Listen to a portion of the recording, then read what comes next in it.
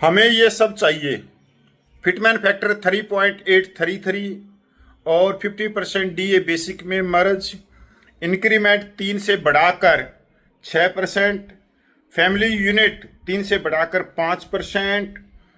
इसके अलावा जो अलाउंस हैं वो 3 गुना बढ़कर, जो पेंशनर हैं उनको भी साल में एक इंक्रीमेंट 6% का। ऐसी अनेकों मांगों के साथ 8वें वेतन आयोग के साथ बैठ के चल रही हैं।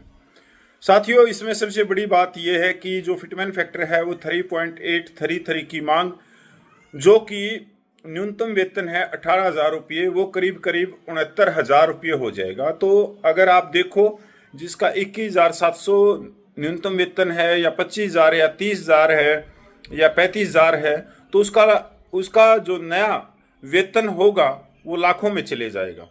इसी तरह से अगर किसी की पेंशन 18,000 रुपये है तो उसकी नई पेंशन 69,000 रुपये हो जाएगी। अगर किसी की पेंशन 21,000 रुपया है तो वो भी पेंशन करीब करीब 90,000 रुपये के करीब पहुंच जाएगी।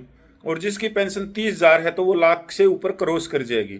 और जिसकी लाखों में है तो वो तो और लाखों में पहुंच जाएगी। इन तमाम तरह की मांगों के साथ आयोग को संगठनों ने कह दिया कि ये हमारी मांग है, ये हमारे को चाहिए। चाहिए का शब्द आप सब समझ रहे हो। अब आधिकारिक वेबसाइट पे एक हालिया अपडेट में ईद धारकों के सुझाव जमा करने की समय सीमा भी बढ़ाकर 31 मई कर दी है।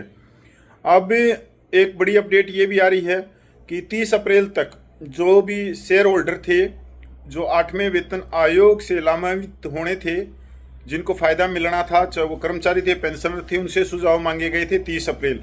तो वेबसाइट ठप हो गई 8वें वेतन आयोग की, क्योंकि सुझाव इतनी ज़्यादा पूछ गए। तो अब उसकी भी तारीख बढ़ाकर 31 मई कर दी गई है।